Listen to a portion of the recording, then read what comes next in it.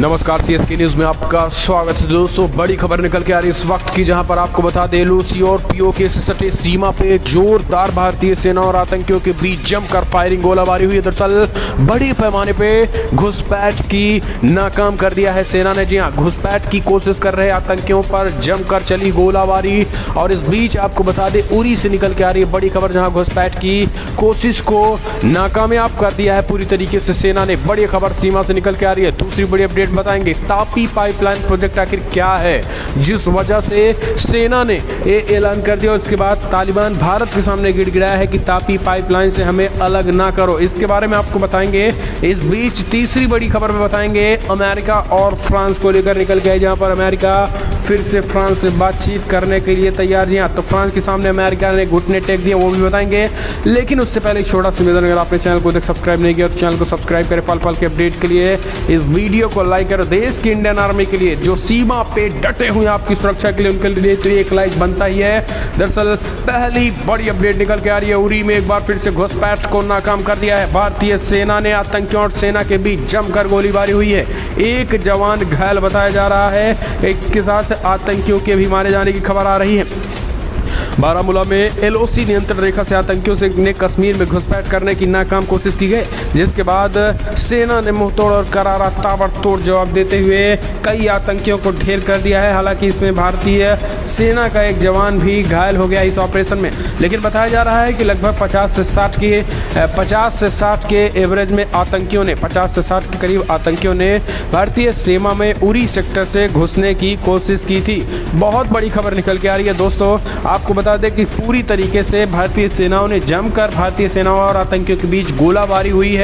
और इस गोलाबारी में एक जवान जो है वो कहीं ना कहीं घायल हो गया है। लेकिन इस बीच भारतीय सेनाओं को जब से खुली छूट मिल गई है, आतंकी के पसीने छूट गए हैं और आतंकियों को समझ नहीं आ रहा कि आखिर हम कश्मीर में एंट्री कैसे करें। दोस्तों, लगातार तालिबानी आतंकी हो या फिर लश्कर तैयबा जैसे मोहम्मद, तो इमरान खान आतंकियों को घुसाने की भरपूर कोशिश जम्मू कश्मीर में कर रहा है, लेकिन नाकामयाबी हाथ लग रही है क्योंकि भारतीय सेना मुस्तैद है। और इसी को देखते हुए उरी में जवान सतर्क जवानों ने जैसे ही घुसपैठ की देखी सर्च ऑपरेशन चलाया। इसके साथ बड़े पैमाने पर सर्च ऑपरेशन चलाया। हालांकि कोई आतंकी अंदर नहीं घुस पाया था, सीमा पे ही ढेर कर दिया गया था आतंकियों को। लेकिन सीमा पर एलओसी की सटे सीमा पर जमकर गोलीबारी हुई है। दोस्तों, ये बहुत बड़ी खबर निकल के आ रही है। आतंकियों के जो मंसूबे, कभी ड्रोन अटैक तो कभी हम कह सकते हैं कि घुसपैठ करने की कोशिश करते हैं, और कभी कभी तो वो अंडरग्राउंड से ही आने सुरंग बनाकर भारतीय सीमा में घुसने की कोशिश कर रहे हैं। लेकिन हमारे देश के वीर जवान मुंहतोड़ और करारा जवाब दे रहे हैं। यही कारण है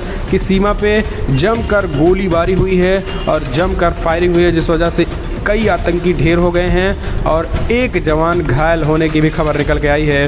तो दोस्तों, सीमा से बड़ी खबर निकल के आ रही है। देश की इंडियन आर्मी के लिए एक लाइक तो बनता है। कमेंट के माध्यम से जय हिंद लिखना मत भूलेगा। हम चलते हैं अगले अपडेट। तो दोस्तों, बड़ी खबर, तालिबान फिर से मोदी सरकार भारत सरकार के सामने गिड़गिड़ाया।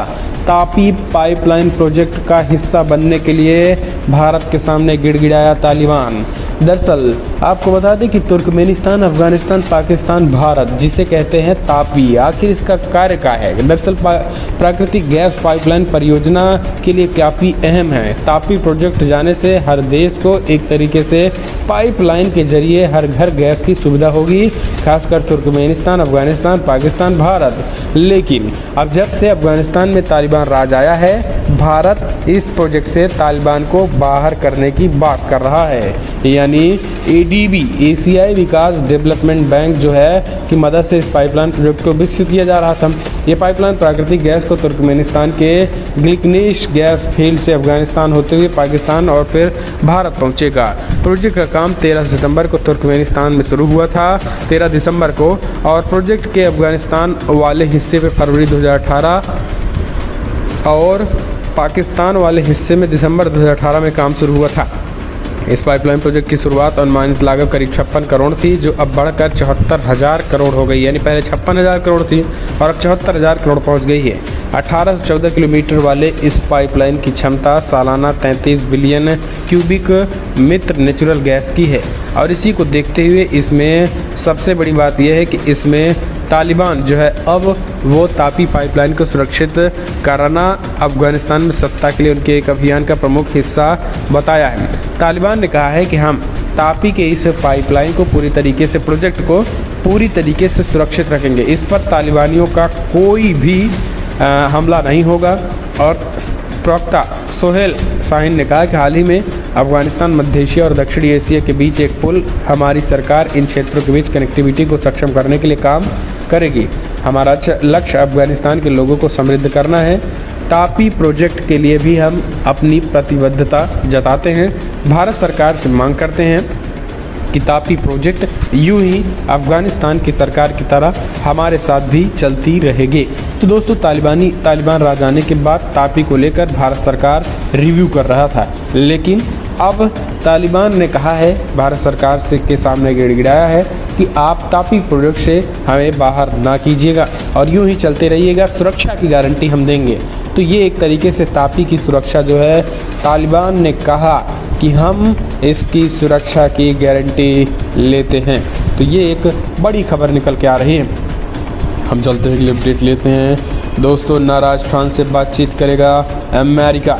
दरअसल अमेरिका, ऑस्ट्रेलिया और ब्रिटेन के गठबंधन से नाराज फ्रांस एक के बाद एक कई ऐसे कड़े कदम उठाए जो पश्चिमी देशों की एकता में दरार की तरह दिखाई दिए। अमेरिका और ऑस्ट्रेलिया से अपने राजदूतों को वापस बुलाने के बाद फ्रांस ने ब्रिटेन के साथ होने वाली विदेश मंत्री स्तरीय बैठक भी रद्द कर दी थी। ये बैठक इसी हफ्ते में होनी थी, लेकिन समाचार एजेंसी रॉयटर्स ने सूत्रों के हवाले से खबर दी कि ऑस्ट्रेलिया के साथ ब्रिटेन और अमेरिका के समझौते से नाराज फ्रांस ने बैठक रद्द करने का फैसला किया।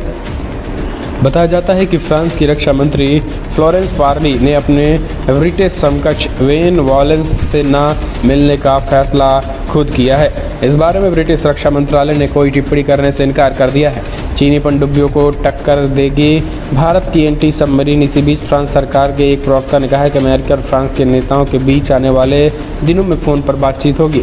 आपको बता दें कि अमेरिका को जिस तरीके से तेवर फ्रांस ने दिखाए थे, उसके बाद से फ्रांस को लेकर दुनिया भर में खास करके ऑस्ट्रेलिया, ब्रिटेन और अमेरिका की हवाइयाँ निकल गई हैं और इसी को देखते हुए वो ब्रिटेन को साधने में जुटे हैं। क्योंकि दोस्तों, अगर चाइना की बात करें तो एक तरफ हम चाइना से लड़ने की बात करते हैं, तो वहीं दूसरी तरफ हम अपने ही लोगों के पीठ में छुरा घोंपते हैं, जैसा अमेरिका ने किया।